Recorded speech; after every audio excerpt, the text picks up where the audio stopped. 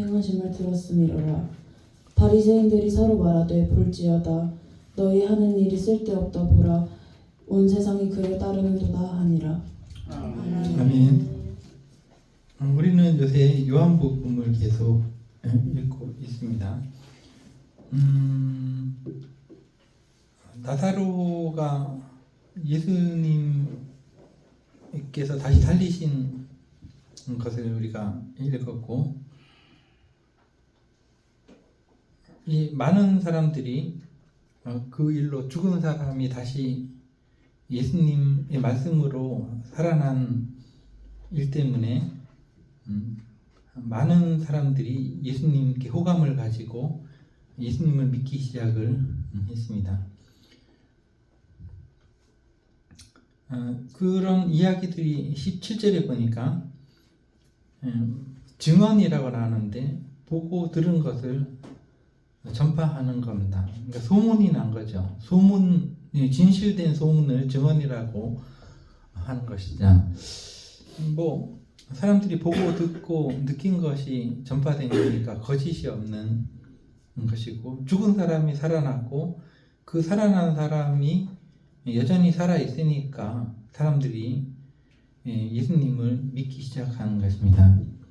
18절에 보니까 무리가 예수를 맞으면, 그러니까 믿음을 가지고 받아들인 거죠. 이 표적 행하심을 들었기 때문이다. 예수님을 평소 죽었으면 좋겠다, 없어졌으면 좋겠다라고 생각하고 예수님을 어떻게 죽일까 의논하던 사람들을 바리새인들이라고 나오는데 19절에 예수님과 비슷한 사람들이었습니다. 랍비들이었습니다. 그러니까 사람들을 가르치는 그 사람들이었는데, 자신들과 같은 일을 하는 예수님을 시기하고 질투해서, 시기하고 질투하는 마음이 있었겠죠. 예수님의 말씀 자체가 자기들이 가르친 것하고 안 맞기 때문에 좀 싫어하는 면도 있었겠고, 그래서 예수님이 없어졌으면 좋겠다, 죽었으면 좋겠다라고 이 바리새인이라는 말이 뭔지 아시죠? 엄격한 종교주의자들입니다. 사람들에게 하나님의 백성은 어떻게 살아야 된다는 것을 외모적으로 보여주는 사람들입니다. 엄격하게 율법을 잘 지키고.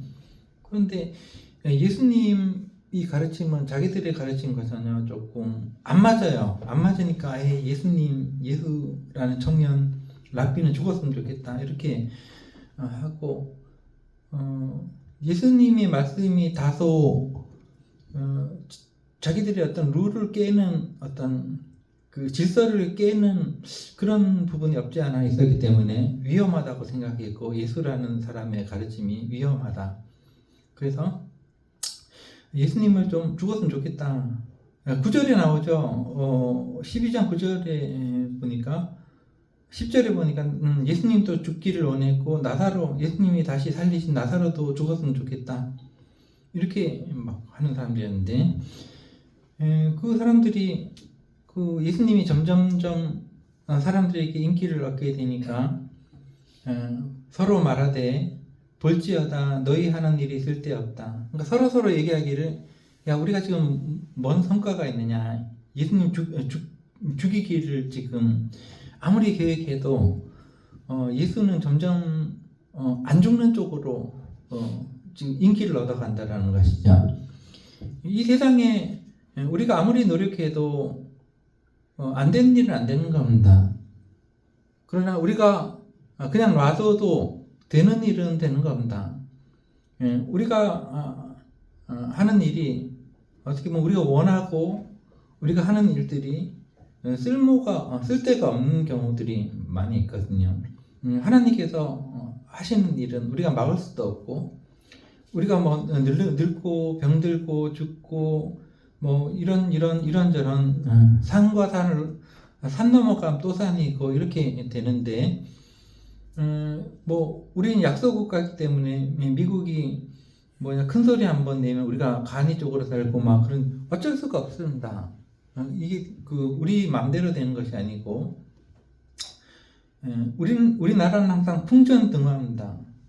항상 역사 속에 그래왔습니다. 일본이 종강한 나라니까 그 옆에 붙어 있고 중국이 종강한 나라니까 바로 옆에 붙어 있잖아요. 바다 건너면 미국이고 이 강대국들 사이에서 우리가 정말 지금까지 유지가 됐다라는 것은 하나님의 큰 은혜입니다. 우리나라 자체가.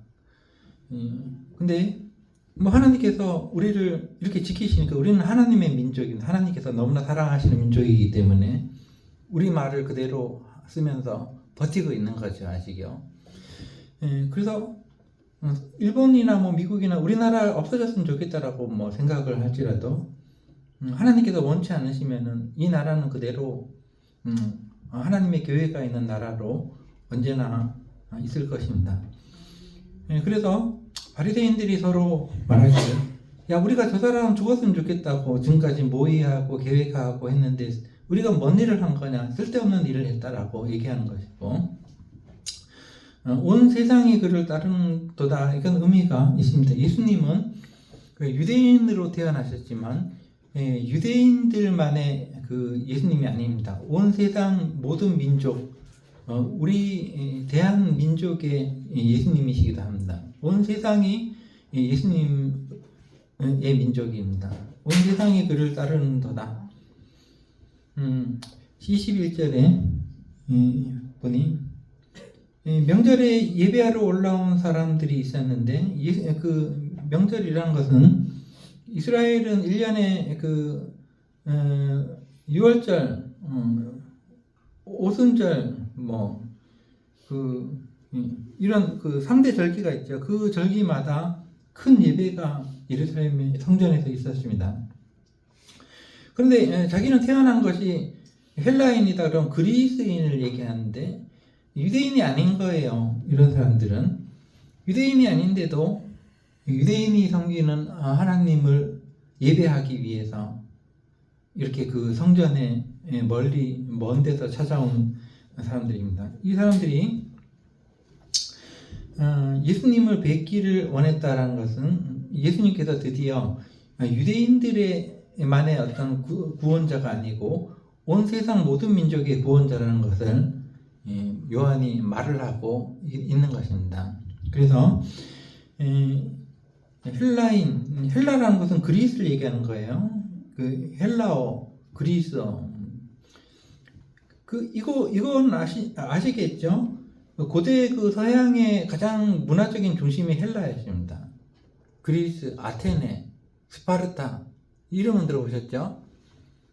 거기가 유럽의 중심이었고 서방 세계의 중심이었습니다. 그래서 서방 세계에 사는 사람들을 헬라인이라고 그러는 겁니다. 그냥 헬라인. 근데 유대인은 아니죠. 헬라인 몇이 예수님을 뵙고자 하고 관심을 가지기 시작했고 드디어 예수님께서는 전 세계 모든 민족에게 알려지기 시작하셨다는 것이죠. 특히 빌립에게 왔다라는 것은 21절에 빌립에게 와서 우리가 예수님 좀 뵙고 싶습니다 라고 얘기했다는 것은 왜 그랬는지는 잘 모르지만 빌립이라는 말 이름 자체가 유대인 이름이 아니고 헬라식 이름입니다.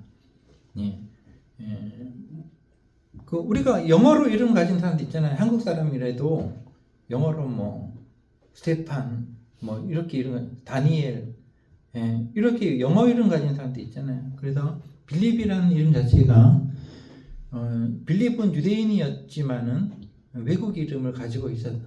그래서 이 사람이 외국어를 잘했는지 모르겠지만은 외국 사람들하고 말이 통하는 사람이었다는 건 분명합니다. 그래서 이 외국 사람들이 빌립에게 와가지고 예수님 좀 만나고 싶다 이렇게 관심을 가지고 가지게 되었다라는 것이죠.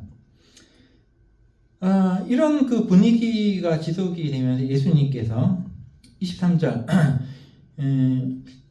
빌립이 얘기했겠죠. 그리스 사람들이 와서 예수님 좀 만나고 싶답니다. 이렇게 얘기하니까 예수님께서 이제 뭔가 느껴지기 시작하셨겠죠. 이제 드디어 자신이 전 세계 모든 민족에게 알려질 때가 시작이 됐다라는 것을 아신 거겠죠. 그래서 이렇게 말씀하십니다. 인자가 영광을 얻을 때가 왔도다. 영광을 얻는다는 게 뭡니까? 어떤 배우라든가 이런 사람이 무대에 나섰을 때 모든 이제 관객들에게 이게 비춰지던 라이트가 꺼져버리고 이제 그 배우 주인공에게 라이트가 집중이 되죠. 어제 결혼식을 갔다 왔는데 결혼식도 신랑 신부에게 어떤 초점이 맞춰지죠. 그게 영광을 얻는 겁니다. 마땅히 그 사람들에게 드러나야 될 사람이 드러나는 거죠. 오늘의 주인공은 신랑과 신부다. 그 라이트가 신랑과 신부에게 맞춰지는 것처럼 예수 그리스도는 드디어 라이트를 받기 시작했습니다. 라이트. 그 빛을 받기 시작했습니다. 영광을 얻을 때가 됐다. 근데 23절에 인자라고 나오는데 성경을 읽다 보면은 여러분들이 인자라는 말이 나오면 어떻게 읽으십니까? 인자가 뭐죠? 인자스럽다, 사랑스럽다 이건 아니겠죠? 같은 말이라도 인자는 그런 말이 아니고 사람 인자의 아들 자자입니다. 사람의 아들. 예수님께서는 자신을 사람의 아들이라고 하셨는데 의미가 있을까요? 성경을 보면은 자기를 인자라고 얘기한 사람은 예수님뿐이 없습니다.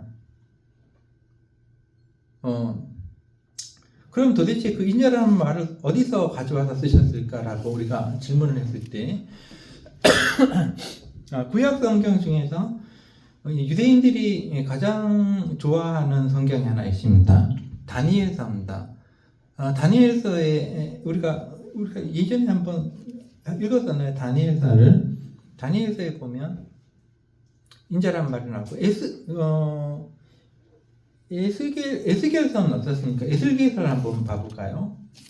한번 뒤져보겠습니다. 인자라는 말을 좀 이해하고 넘어갔으면 좋겠습니다. 에스겔서 여기 에스겔서에 인자라는 말이 93번인가 나온다. 계속해서 나오는 거 인자라는 말이요. 그러니까 집중적으로 나오는 건데 에스겔서 2장부터 한번 들여다볼까요? 1장은 서론이라고 치고 하나님이 에스겔을 2장 1절을 보니까 이 에스겔을 인자라고 부르시는 거예요. 하나님께서 2장 1절에 보니까 그가 내게 이르시되 인자야라고 사람의 아들아라고 부르신 겁니다. 그리고 계속해서 6절에도 3절에도 인자야라고 부르시고 또 6절에도 인자야라고 부르시고 이렇게 계속해서 사람의 아들아라고 끊임없이 부르십니다. 이게 무슨 뜻일까요? 사람의 아들이라도 보통 그냥 우리가 사람의 아들은 맞잖아, 그죠? 우리 아버지도 사람이고 할아버지도 사람이고 맞는데 여기서 인자라고 부르신 것은 보통 사람의 아들이 아니라 하나님께서 말씀을 주시고 그것을 받는 사람입니다. 에스겔은요. 보통 사람이 아니에요. 그러니까 하나님께서 말씀을 맡겨주시는 하나님을 아는 하나님의 뜻을 아는 사람을 인자라고 생각하면 돼요. 보통 사람들은 하나님의 뜻을 잘 모르잖아요. 근데 하나님께서 자기의 생각을 알려주신 사람을 인자라고 부르시는 것입니다. 그러니까 에스겔을 향해서 사람의 아들아라고 하는 것은 그냥 보통 사람의 아들이 아니라 자기가 말씀을 주시는 사람을 의미하는 것입니다. 자, 근데 에스겔서는 그렇다고 치고 예수님께서 왜 자신을 사람의 아들이라고 부르셨는가라고 질문할 때 우리는 다니엘서를 볼 필요가 있습니다. 그래서 우리가 다시 한번 다니엘서를 찾아보겠습니다. 예. 다니엘서 그냥 찾으실 수 있는 부분만 찾으시고요. 다니엘서 7장을 보면 13절, 14절이 중요합니다. 유대인들이 가장 좋아하는 성경이라고 아까 말씀드렸습니다. 이것은 예수님 오시기 600년 전에 바벨론으로 포로로 끌려갔던 유대인들 중에 한 청년이 있었습니다. 그 청년의 이름이 다니엘이었는데 그 끌려가서 거기서 그 국무총리까지 이르는 그 상당히 높은 자리, 국무총리인가요? 높은 자리에 이르는 하나의 그 유대인이었는데 이 사람은 자신들의 민족의 미래를 내다볼 줄 아는 그 하나님의 말씀을 받은 사람이었습니다. 근데 이 사람이 어느 날 환상을 보게 되었는데 여러분 꿈도 명확한 꿈을 꾸시는 분이 계시죠? 간밤에 꿈 꾸신 분 계실지 모르겠는데 꿈이나 환상이나 크게 다를 바는 없습니다. 아주 뚜렷하고 뭔가 좀 의미가 있는 꿈을 꾸시는 분들도 있는데 다니엘은 그런 어떤 그 환상을 보았습니다. 내가 또 13절 14절 같이 읽어볼까요? 13절 14절 찾으신 분만 다니엘서 7장 시작. 내가 또 밤 환상 중에 보니 인자 같은 이가 하늘 구름을 타고 와서 옛적부터 항상 계신 이에게 나아가 그 앞으로 인도되매 그에게 권세와 영광과 나라를 주고 모든 백성과 나라들과 다른 언어를 말하는 모든 자들이 그를 섬기게 하였으되 그의 권세는 소멸되지 아니하는 영원한 권세요 그의 나라는 멸망하지 아니할 것이니라. 아멘. 예수님 오시기 600년 전에만 해도 유대인들은 하나님을 야훼 하나님을 자기들만의 하나님이라고 생각하는 경향이 굉장히 짙었습니다. 그래서 유대인 아닌 민족들은 인간 취급을 하지 않는 그런 때였는데 여기 보니 13절에 다니엘이 이렇게 그 환상 중에 보니 어떤 사람을 보고 있는 것입니다. 인자 같은 이가 즉 사람의 아들 같은 사람이 사람의 아들은 하늘로 못 올라가잖아요. 원래는 땅에서 태어나서 땅에서 끝나는 거죠. 이 사람이란 것은. 그런데 이 사람은 놀랍게도 그 이전에 아브라함이나 모세나 하늘에서 내려온 사람 없어요. 땅에서 태어난 사람들이지 다. 근데 이 사람은 독특하게 하늘 구름을 타고 내려왔다라는 거죠. 하늘 구름이 뭔가요? 예전에 사람들은 하나님이 구름 뒤에 숨어 계시다고 생각했습니다. 사람들이 보지 못하는 그 구름 뒤편에. 그런데 하늘 구름을 타고 오셨다는 것은 하나님 곁에서 내려오셨다는 겁니다. 이 인자라는 사람이 틀림없이 모양은 사람의 아들처럼 생겼는데 내려온 땅에 있는 사람이 아니라 하늘에서 온 사람이었다라고 본 것입니다. 다니엘은 이제 먼 훗날을 내다보는 사람이었습니다. 근데 이 사람이 어떤 사람이었냐 느낌이 딱 오는데 이 사람은 금세 태어나서 한 100년 살다 죽는 그런 사람이 아니라 옛적부터 하나님이 영원히 아주 영원 전에 계셨던 것처럼 이분도 그때부터 항상 하나님과 함께 계셨던 분 같았다라고 13절에 얘기하는 것입니다. 그리고 그분이 하나님 앞으로 이끌려가게 되었는데 하나님께서는 14절에 권세와 영광과 나라를 주고라고 할 때는 하나님께서 어떤 임무를 주신 나라라는 것은 일터 아닙니까? 우리나라라는 대한민국의 이 일터에서 일하는 사람들은 지금은 이재명 대통령이죠. 이 대한민국이라는 나라에서 이걸 일터로 삼아서 나라 살림을 이끄는 사람은 이재명 대통령 그리고 국회의원들 이렇게 우리가 알고 있는데 그거랑 마찬가지입니다. 하나님의 백성들을 나라라고 하고 그 나라를 하나님께서 이 사람의 아들에게 주셨다는 겁니다. 일터로. 그래서 이 사람의 아들이 하나님의 백성들을 일터로 삼아서 영광, 권세, 일할 수 있는 능력과 어떤 그 권위죠. 권위를 받고 라이센스, 면허, 직분을 받고 영광, 즉 두드러지게 우리가 그 뉴스를 보면 대통령 제일 먼저 나와서 이렇게 뭘 했다 영광을 받는 겁니다. 서치라이트를 받는 거예요. 예. 마찬가지로 어떤 사람의 아들을 보고 있는데 이 사람은 틀림없이 사람의 모습을 하고 있는데 하나님으로부터 내려와 가지고 하나님의 백성들이 온 세상, 온 우주, 그러니까 하나님의 백성들뿐만이 아니라 온 우주를 일터로 삼아서 좌지우지할 수 있는 그 어떤 권력을 받고 그 영광을 얻고 그렇게 보였고, 이 사람은 모든 백성과 나라들과 다른 언어를 말하는 모든 자들이 똑같은 말이죠. 세계가 같은 말입니다. 모든 백성, 모든 나라, 모든 언어를 가진 사람들 같은 말입니다. 똑같은 얘기를 3번 하는 거예요. 그러니까 전 세계 모든 사람들이 그 인자, 즉 사람처럼 생긴 그를 따르고 섬기게 하나님께서 만들어 버렸다는 거예요. 자, 다니엘은 그렇게 예언을 하고 있는 겁니다. 아직 일이 일어나는 건 아닙니다. 먼 훗날을 내다보니까 그런 일들이 일어날 거다라고 다니엘이 지금 말을 하고 예언을 하고 있었던 것입니다.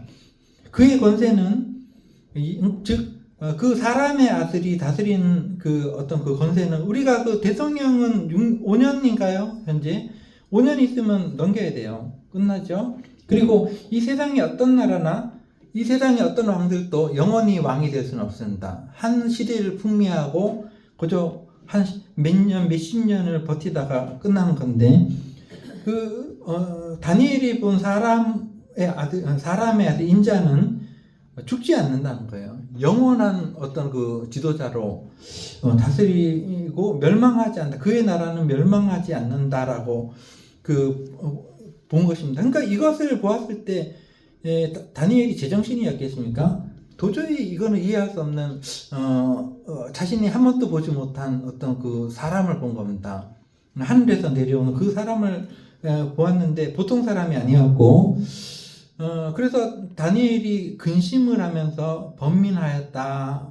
15절에 나 다니엘이 중심에 마음 깊이 근심하면서 이게 도대체 어떤 사람인가라고 근심하면서 머릿속의 환상, 그러니까 자기가 봤던 사람의 아들에 대한 자기가 본 것에 대해서 깊이 번민하게 되었다.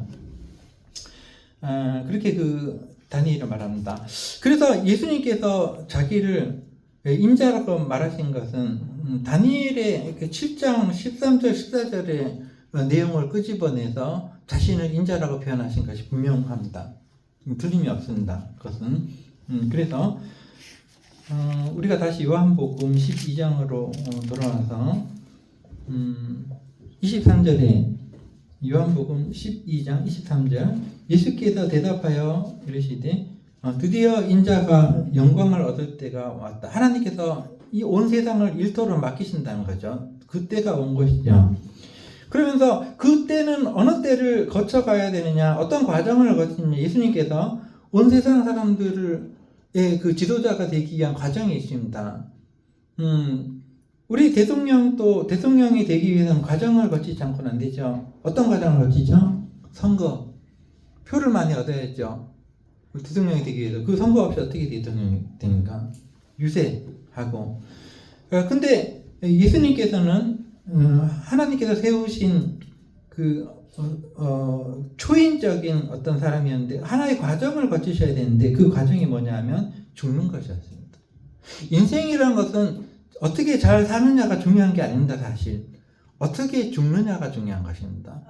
죽는다는 것은 가장 인간의 어떤 삶 속에서 드라마틱하고 아주 아름다울 수 있고 가장 중요한 어떤 순간이거든요. 예수님께서는 자신의 죽음을 이제 말씀하기 시작합니다. 24절 내가 진실로라고 얘기해서는 딱 감이 와야 돼요. 이건 중요한 말이라는 거예요. 진실로 한 번 나오면 약간 안 중요하고 2번 나오면 완전히 중요하다는 겁니다.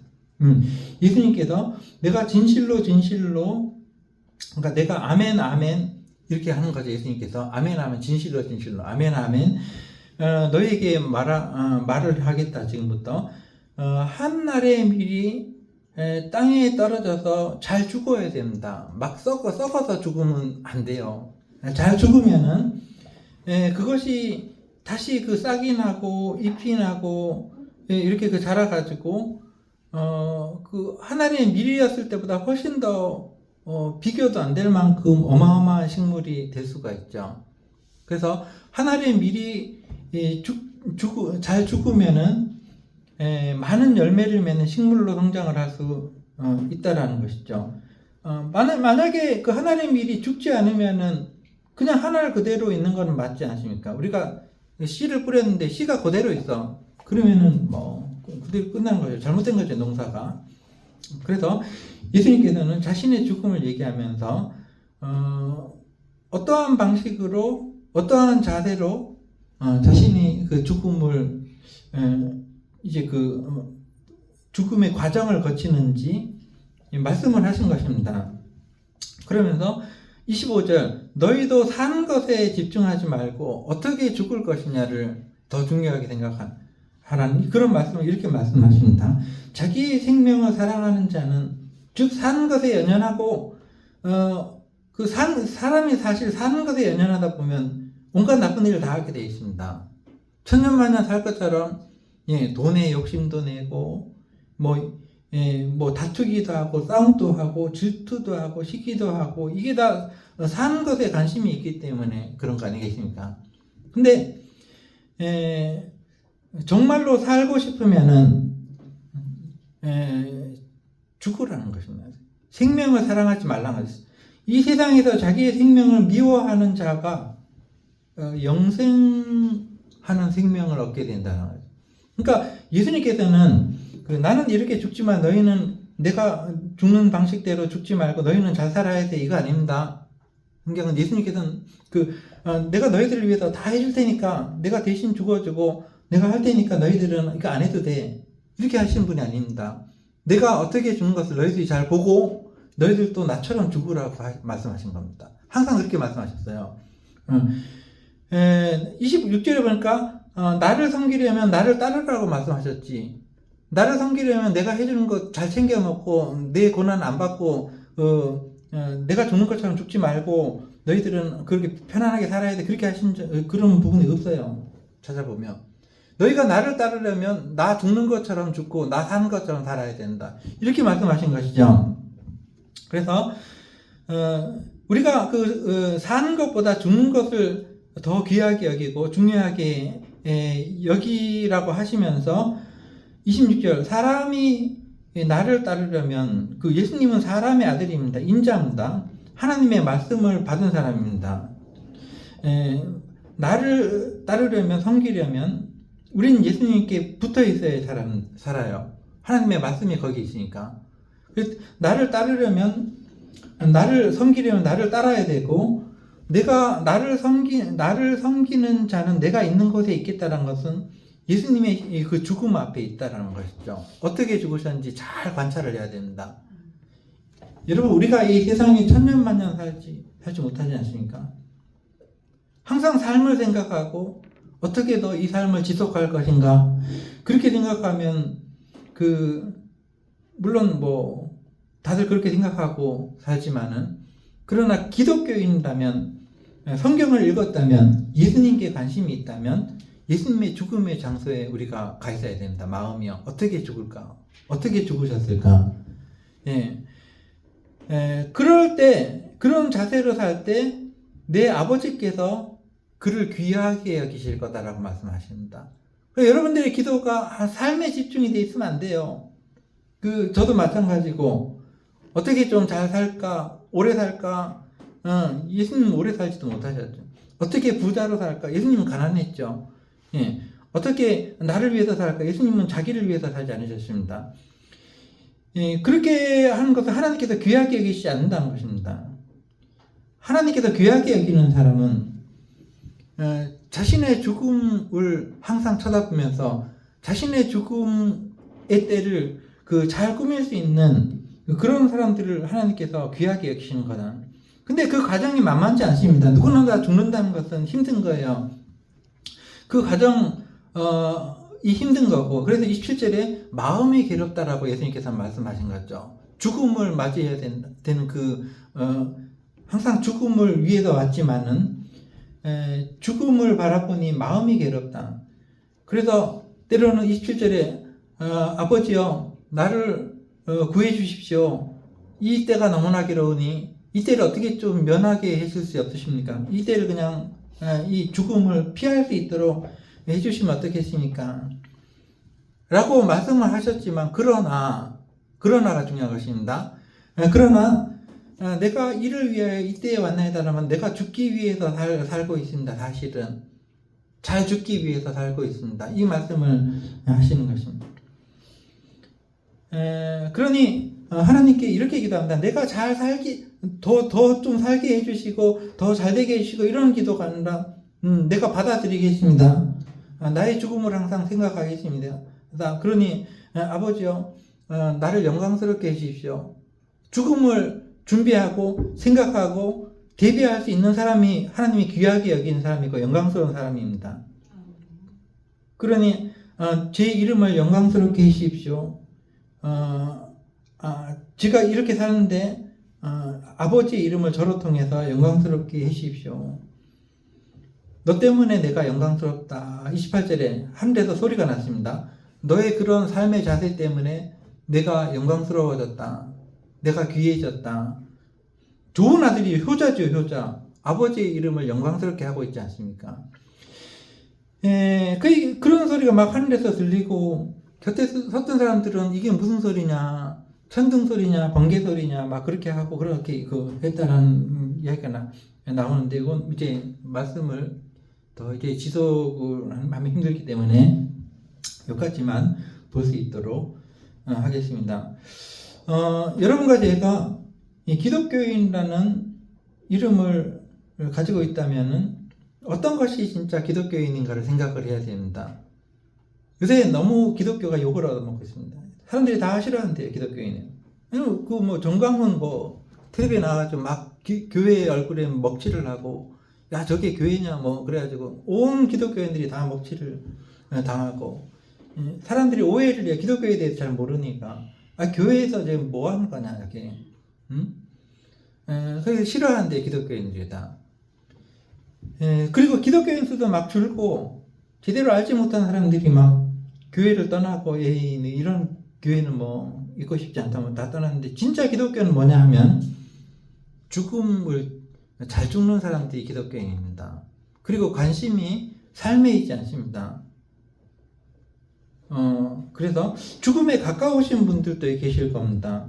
먼저 하나님 곁으로 가실 분들이 있으신데, 먼저 가실 분들이나, 아직은 살 날이 더 남았다고 생각하시는 분들이나, 동일하게, 하나님의 말씀은 우리에게 죽음이라는 우리 인생에 있어서 가장 역동적이고, 다이나믹하고, 극적인 어떤 과정에 대해서 우리에게 가르치고 계신 것입니다. 그 과정을 거쳐야지 우리가 새로 태어날 수 있으니까 그런 것들을 잘 대비할 수 있는 여러분과 제가 되기를 기도하겠습니다. 기도하겠습니다.